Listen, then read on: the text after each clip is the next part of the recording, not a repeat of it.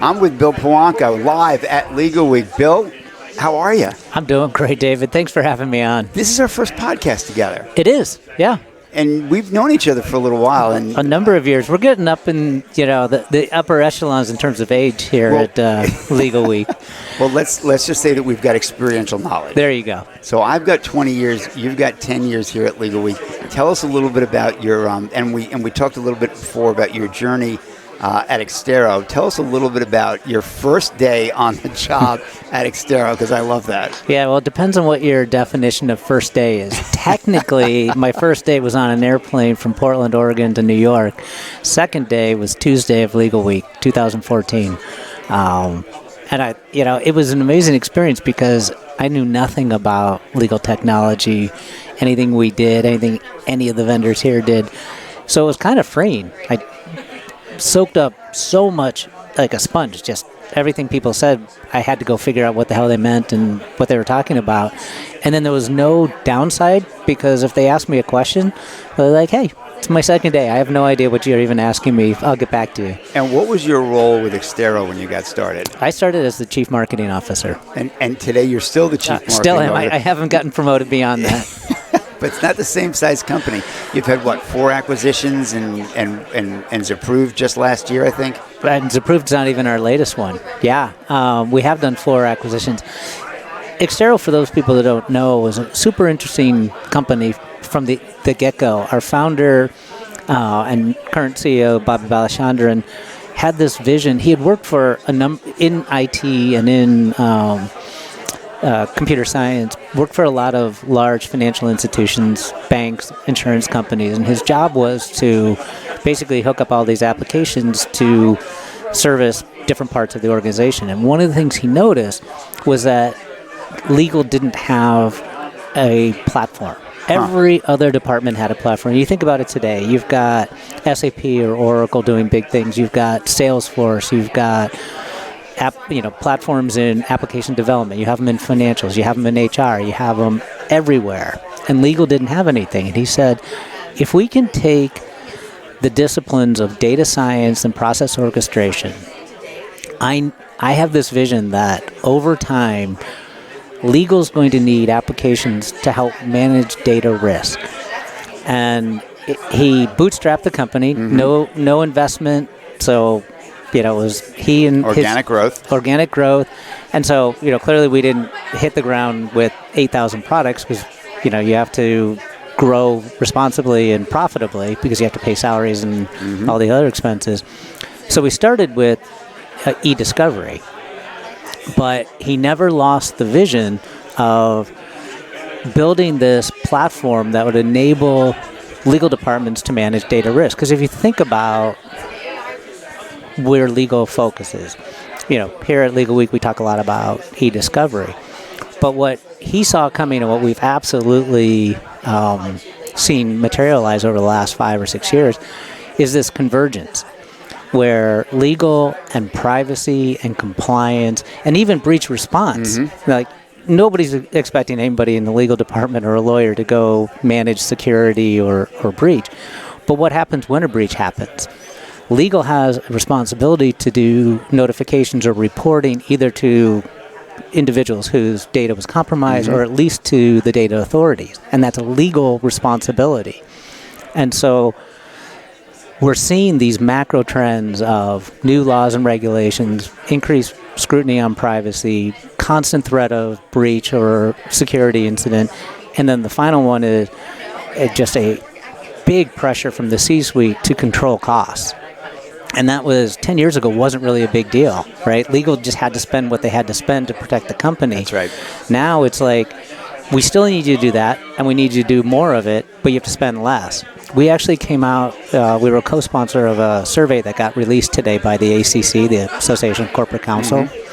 They go out and survey 800 or so CLOs worldwide. And it's incredible to hear what they're saying, which is do more with less, manage this convergence across these different areas, and do it in a efficient and productive way.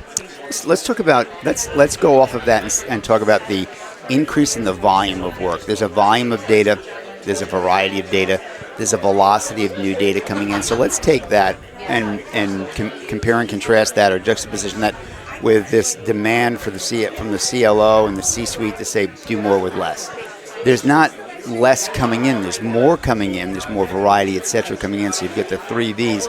What's your vision of what that future looks like? There's so much that technology can do, but then there's some tipping point. What does that look like? How do you describe that? If you take a step back, okay, what we're seeing in legal technology is what we've seen in every other software category, right? And you're old enough to remember Crossing the Chasm. Of course. Right? So what was kind of the premise there? Well, somebody comes up with an idea for a software product that helps drive efficiency and productivity. It gets a little bit of adoption, and then it gets more adoption and more, and then it gets massive adoption and it crosses the chasm. But what happens is, next to it, in a tangential market, the same thing happens. It's like, that first thing was solving a very specific problem, but there's a problem right next to it that's similar but different. And so then you start having vendors come out with that. Think about e-discovery 10 years ago. You had Exterro and Approved were clearly the legal hold leaders. Then you had a couple of companies that did collection. Mm-hmm. You had a couple of companies, or one company that did processing, and you had a bunch of companies, or a few companies, doing review. It was all very much best of breed. Companies had to pull these things together. Siloed, segmented. Siloed. You have manual handoffs. You have vendors, when something breaks, blaming each other. That has happened in every single other software category. Think about when I came out of college, I used WordPerfect. Mm-hmm. I used Lotus 123. I used Aldus Persuasion. People listening right now have no idea. And you didn't have email. No, well, I did because I was at Oracle, but it was Oracle Mail because nobody else had it. Then what happened? Microsoft comes out with Word, PowerPoint, Excel. They competed okay, but not really. They were still second or third in the market, and then they came out with Office. They pulled all those things into a platform, and they won, right? You look at what happens with financials, what happens with HR, what happens with Salesforce automation. It's a very, very similar life cycle where you go from point product to platform, and then technology continues to improve. And right now we won't even talk AI because everybody else probably already has. That's going to drive change. But ultimately, it's always going to come back to people, process, technology. If you don't have the people and you don't have a good process, it doesn't matter how good the technology is. We were earlier today. We were talking to Badika from Oracle Labs, and we talked about you show me an organization that's investing simultaneously in people and process and technology. I'll show you a company that's going to make it over the next 2 and 3 and 4 and 5 years. You show me somebody who's segmenting that, it's not going to work. You've got to be making simultaneous investments in there, in that. But I like what you said before. When I look upstairs now and I see all these point solutions, all these AI startups, a lot of them are starting to be acquired, right? And they will be acquired. But there won't. I don't know if there's any one up there right now that will become the next Exterro, Relativity, LexisNexis, Thomson Reuters, Link Squares, fill in the blank. I mean, you've got some big players in our space right now. You didn't have that in 2014. Gosh, no, and I think back then people thought of us as e-discovery, and if I'm being honest, they thought of us as legal hold. And as a marketer, one of my jobs was to say, no, we're much more than legal hold. We have this unified platform that goes all the way from identification through to production. It used to drive me nuts that you had these vendors saying, well, we have a full e-discovery solution, and it started with collection. And you're like, wait a second, the EDRM says it starts with identification or even information governance. Mm-hmm. We have it, we've got preservation. Why are these vendors saying they're e-discovery when they're not? I'm kind of over that now. But even back then, we saw this convergence. And this is the thing that we're seeing with our customers. And if you go look at that ACC report that came out today, the CLOs are managing a much, much broader set of responsibilities. And the only way you can do that is by streamlining and having a orchestrated process, because if you have that orchestration, there's a couple of benefits you get. You can manage, measure, and optimize. But now I just lost my train of thought.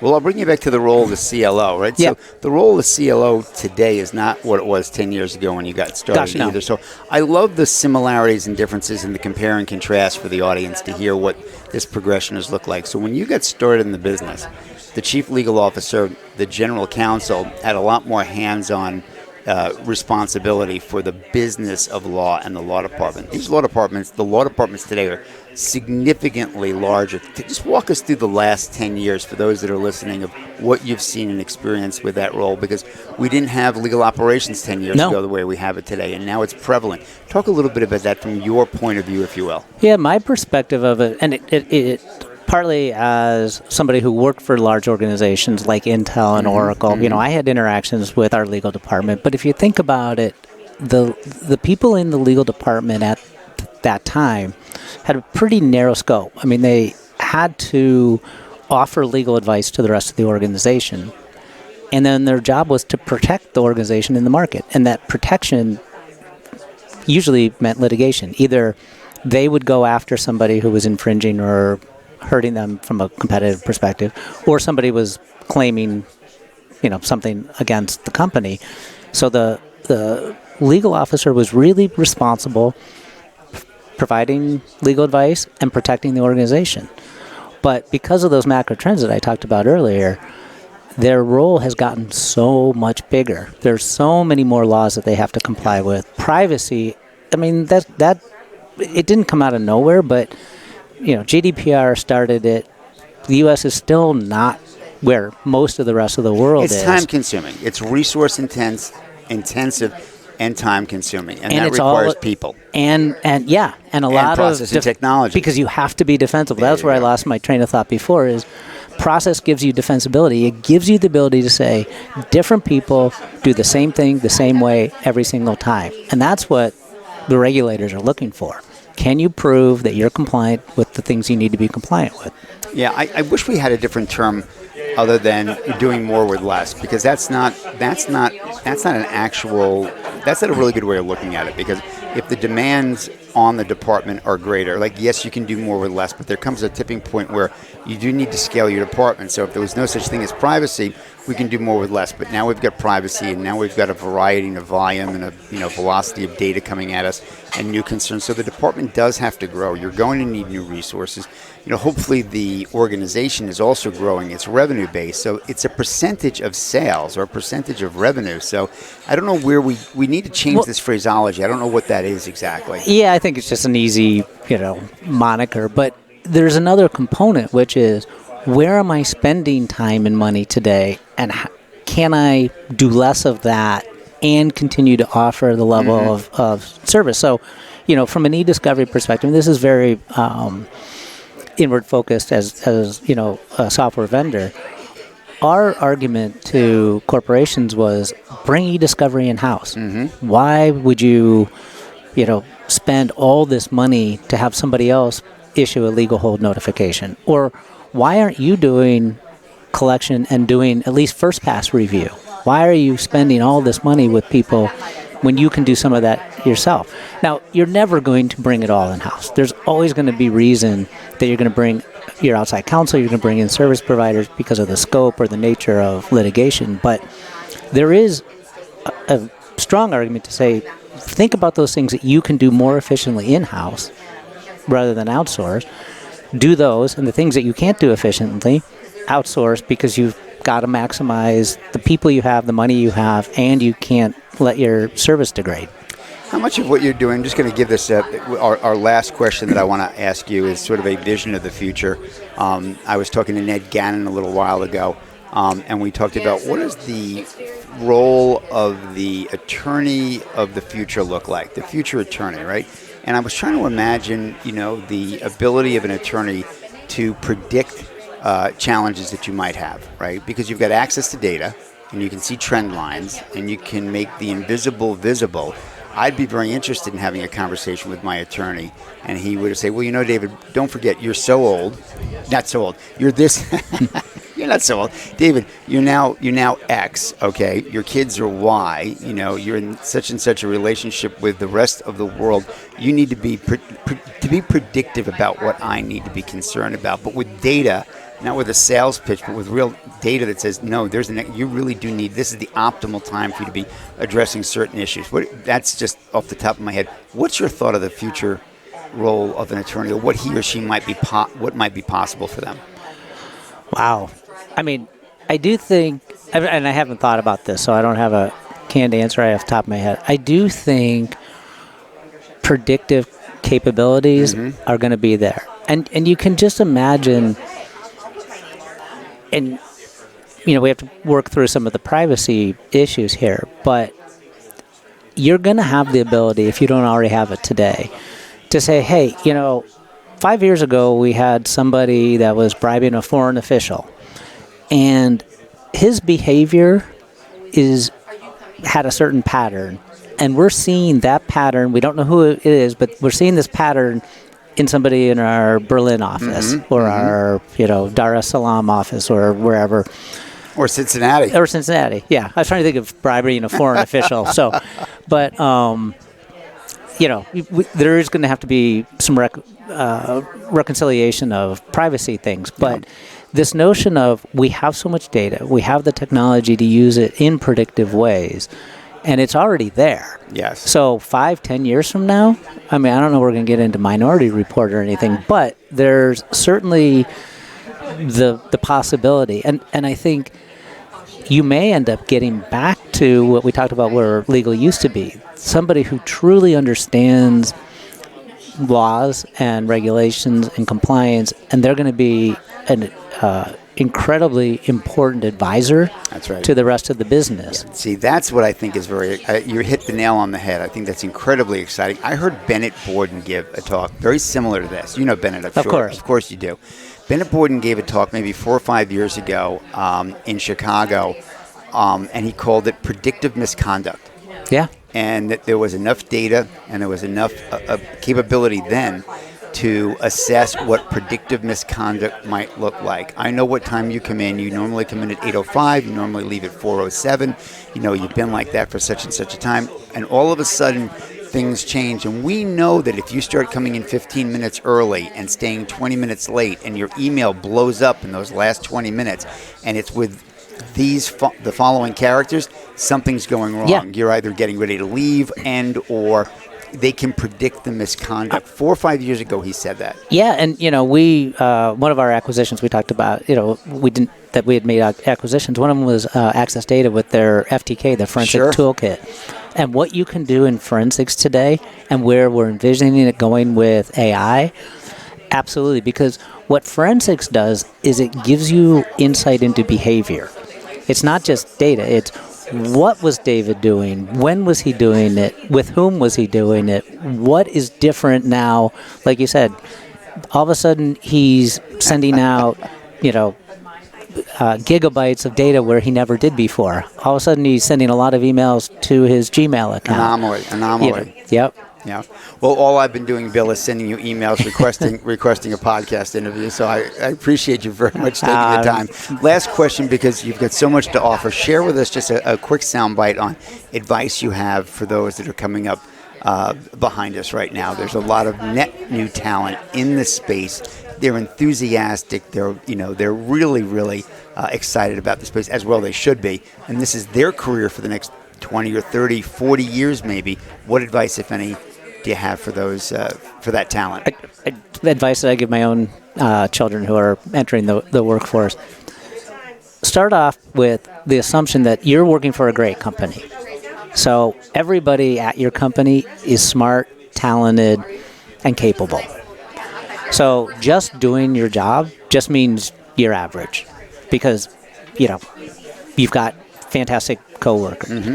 Piece of advice somebody gave me early in my career was find a hole and fill it. When you're at the company that's growing, or a company that's not but could, or a company that's not just stagnant, maybe is going down, but there's opportunity. Find that hole, do your day job, keep doing that, but find a hole and fill it. That's how you get promoted. That's how you add value. That's how you stand out against all these other people who are just as smart and talented as you. Bill Piwonka, career advisor to the stars. There you go. Listen wisely. Follow him on LinkedIn. Bill, thank you so very much my for pleasure. joining us. Really great seeing you. Really enjoyed it. Thank you. Thank you.